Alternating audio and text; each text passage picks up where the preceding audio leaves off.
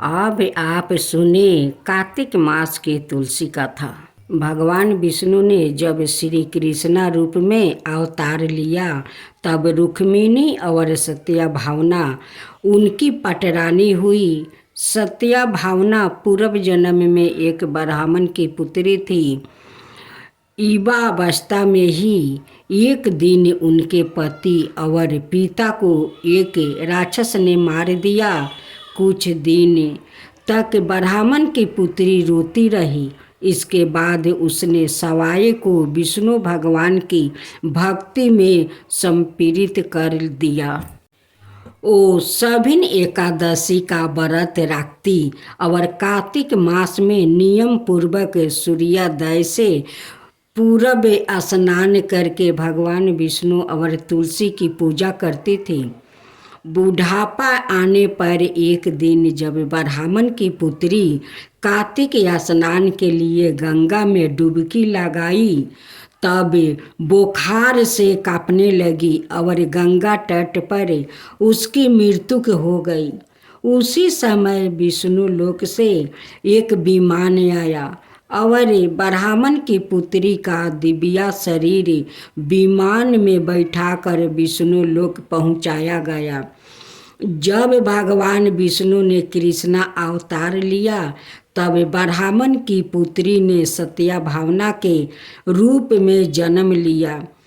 कार्तिक मास में दीप दान करने के कारण सत्या भावना को सुख और संपत्ति प्राप्ति हुई। नियमित तुलसी में जल अर्पित करने के कारण सुंदर वाटिका का सुख मिला। शास्त्रों के अनुसार कार्तिक मास में किए गए दान पुण्य का फल व्याकृतों को अगले जन्म में अवश्य प्राप्ति होता है।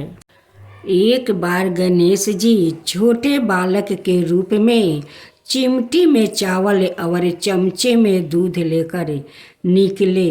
वो हर किसी से कह रहे थे कि कोई मेरी खीर बना दो, कोई मेरी खीर बना दो। वहाँ एक बुढ़िया माई बैठी थी। उसने कहा, लाओ बना देती हूँ बेटा। वो छोटा सा बर्तन चढ़ाने लगी तो गणेश जी ने कहा कि दादी माँ, छोटी सी हंडा मत चढ़ाओ। तुम्हारे घर में जो सबसे बड़ा हंडा है वो ही चढ़ाओ।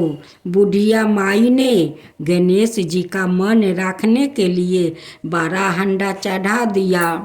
बुढ़िया माई देखती रह गई कि वो जो थोड़े सा चावल उस बर्तन में डाले थे वो तो पूरा भर गया है। गणेश जी ने कहा, दादी माँ, मैं नहा धोआ कर आता हूँ। जब खीर तैयार हो गई तो बुढ़िया माई के पोते पोती खीर खाने के लिए रोने लगे।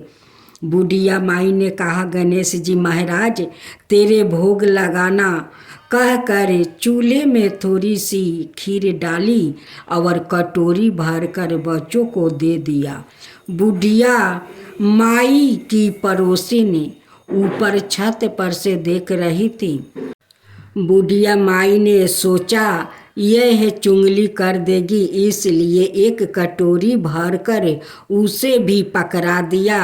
बेटे की बहू ने चुपके से एक कटोरी खीर ले जाकर खाई और कटोरा चौकी के नीचे छुपा दिया। अभी भी गणेश जी नहा कर नहीं आए थे और बुढ़िया माई को भी भूख लग रही थी, तो वो भी एक कटोरी में खीर राख कर केवाड़ के पीछे बैठकर एक बार फिर कहा कि गणेश जी महाराज, आपके भोग लगे। यह कहकर वो खाना शुरू कर दिया। तभी गणेश जी आ गए।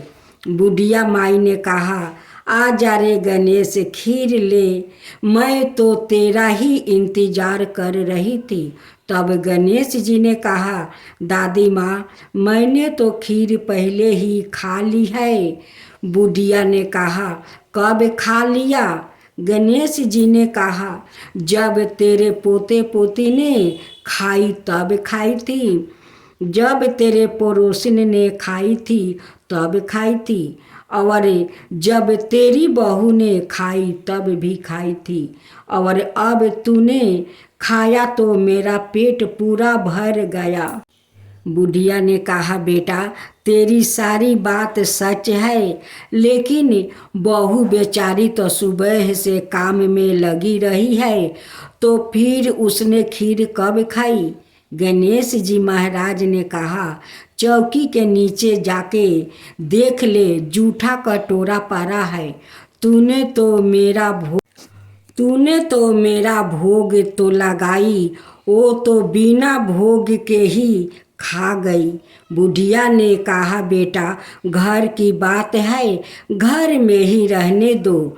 अब बताओ बची हुई खीर का क्या करूं। गणेश जी ने कहा, नगरी को जिमा दो। बुढ़िया माई ने पूरी नगरी जिमा दी, फिर भी बर्तन खाली नहीं हुआ। जब राजा को यह बात पता चला तो राजा ने बुढ़िया माई को बुलाया और कहा, क्यों री बुढ़िया, ऐसा बर्तन तेरे घर पर कहाँ से आया। ऐसा बर्तन तो राजमहल में होना चाहिए। बुढ़िया ने कहा, राजा साहेब इस बर्तन को आप ले लो। राजा जी ने खीर का बर्तन महल में ले गया।